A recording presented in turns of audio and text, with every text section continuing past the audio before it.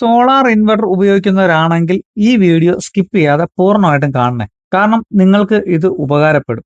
ഇപ്പൊ ഞാനൊരു 2, 3 വർഷം മുമ്പ് ഈ ഒരു ഇൻസ്റ്റാൾ ചെയ്ത ഒരു 1 കെവിയുടെ ഗാമ പ്ലസ് സിസ്റ്റമാണിത്. അപ്പൊ ഒരു കസ്റ്റമറിന്റെ വീട്ടിൽ ഞാൻ പോയി കംപ്ലൈന്റ് പറഞ്ഞപ്പോൾ ഞാൻ ചെക്ക് ചെയ്യാനായിട്ട് ചെന്ന സമയത്ത് കണ്ട കാഴ്ചകളാണ് നിങ്ങളെ കാണിക്കുന്നത്. ഇതൊരു ചെറിയ വീഡിയോ ആണ്. ഞാൻ ഒരുപാട് നീട്ടിക്കൊണ്ട് പോകുന്നില്ല. അപ്പൊ ഈ ഒരു സിസ്റ്റം ഞാൻ ബാറ്ററി എല്ലാം ഡിസ്കണക്ട് ചെയ്ത് വെളിയിൽ കൊണ്ടുവന്ന് ഇതിന്റെ ബോക്സ് ഒന്ന് അഴിക്കുവാണ്. ഈ ബോക്സ് ഫ്രഷ് ആയിരുന്നു.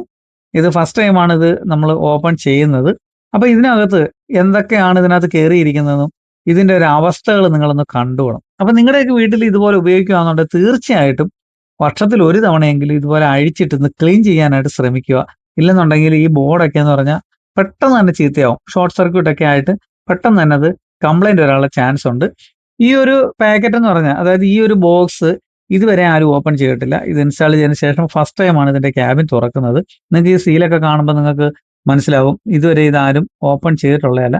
അപ്പൊ ഞാൻ ഇത് ആദ്യമായിട്ടാണ് ഇത് ഓപ്പൺ ചെയ്യുന്നത്. ഇതിന്റെ ഫാനൊക്കെ എന്ന് പറഞ്ഞാൽ സ്ട്രക്ക് ആയിട്ടിരിക്കുകയാണ്. ഇതൊക്കെയാണ് ഇതിന്റെ മെയിൻ ആയിട്ടുള്ള കാര്യങ്ങൾ. 2 ഫാനുണ്ട്. 2 ഫാനും കറങ്ങുന്നില്ല. അത്രയ്ക്ക് നിറച്ച് പൊടിയാണ്. ഇപ്പൊ നമ്മുടെയൊക്കെ വീട്ടിലെ ഇൻവെർട്ടറൊക്കെ ഒന്ന് തുറന്ന് കാണുമ്പോൾ ഉള്ള കാഴ്ച നിങ്ങൾ ഇത് കണ്ടോ? ഞാൻ ഈ ഒരു സിസ്റ്റം ഓപ്പൺ ചെയ്തപ്പോൾ കണ്ട കാഴ്ച കണ്ടോ?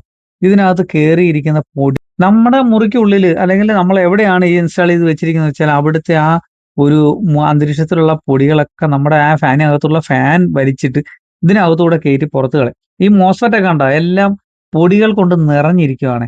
ഇതൊക്കെ ഏത് സമയത്തും എന്തെങ്കിലും ഒരു മോയ്സ്ചറിന്റെ ഒരു അംശം നമ്മുടെ ഈ മഞ്ഞൊക്കെ ഉള്ള സമയത്ത് ഒരു തണുപ്പടിച്ചു കഴിഞ്ഞാൽ ഈ സാധനമൊക്കെ പെട്ടെന്ന് തന്നെ ഷോർട്ട് ആവാനുള്ള ചാൻസ് ഉണ്ട്. PCB ഒക്കെ മാറണമെങ്കിലും അത്യാവശ്യം നല്ലൊരു കോസ്റ്റ് നമുക്കുണ്ടാവും. അപ്പൊ നിങ്ങൾ കണ്ടല്ലോ ഇതിന്റെ ഫാൻ പോലും വർക്ക് ചെയ്യുന്നില്ല. കാരണം ഈ ഒരു ഡസ്റ്റ് ഒക്കെ ഇതിനകത്ത് കയറിയിട്ട് ഫാനൊക്കെ സ്ട്രക്ക് ആയിട്ടിരിക്കുകയാണ്. 2 ഫാനുണ്ട്. 2 ഫാനും കണക്കാണ്. അപ്പോൾ ഇൻവെർട്ടറിന്റെ ബോർഡും MPPT ബോർഡും ഞാനതെല്ലാം അഴിച്ച് ക്ലീൻ ചെയ്തു. ക്ലീൻ ചെയ്തതിന് ശേഷം ഞാൻ ഇതിന്റെ ഫാന് അതായത് 2 ഫാന് നമുക്ക് മാർക്കറ്റിൽ ഇന്ന് വലിയ വിലയൊന്നുമില്ല. ഒരു 60 രൂപ അല്ലെങ്കിൽ 100 രൂപ താഴെയുള്ള റേഞ്ചിന് നമുക്ക് ഈ ഒരു 12 വോൾട്ടിന്റെ ഈ ഒരു ഫാൻ കൂളിംഗ് ഫാൻ നമുക്ക് ലഭ്യമാണ്. ഇലക്ട്രോണിക് കടയിലൊക്കെ പോയി കഴിഞ്ഞാൽ കിട്ടും. അപ്പൊ ഈ ഒരു ഫാനൊക്കെ നമ്മൾ വാങ്ങിച്ചിട്ട് ഇതിനകത്ത് സെറ്റ് ചെയ്ത് മാറുകയാണെന്നുണ്ടെങ്കിൽ നമ്മുടെ സിസ്റ്റം വളരെ നീറ്റായിട്ട് തന്നെ വർക്ക് ചെയ്യും കേട്ടോ.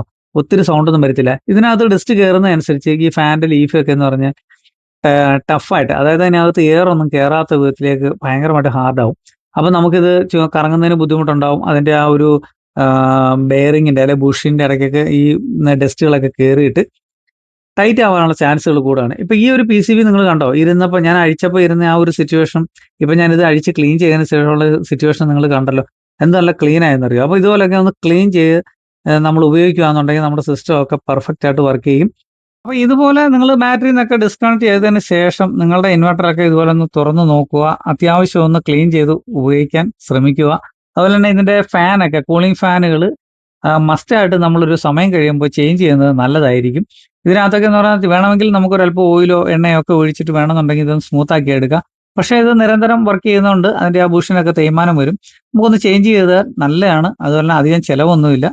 ഇതുപോലെയുള്ള നിങ്ങൾക്ക് ഉപകാരപ്രദമായ വീഡിയോകളാണ് ഞാൻ എൻ്റെ ചാനൽ അപ്ലോഡ് ചെയ്യുന്നത് നിങ്ങൾക്ക് തോന്നിയാൽ സബ്സ്ക്രൈബ് ചെയ്യാനും ലൈക്ക് ചെയ്യാനും ഷെയർ ചെയ്യാനും മറക്കരുത്. വീഡിയോ കണ്ടതിന് നന്ദി.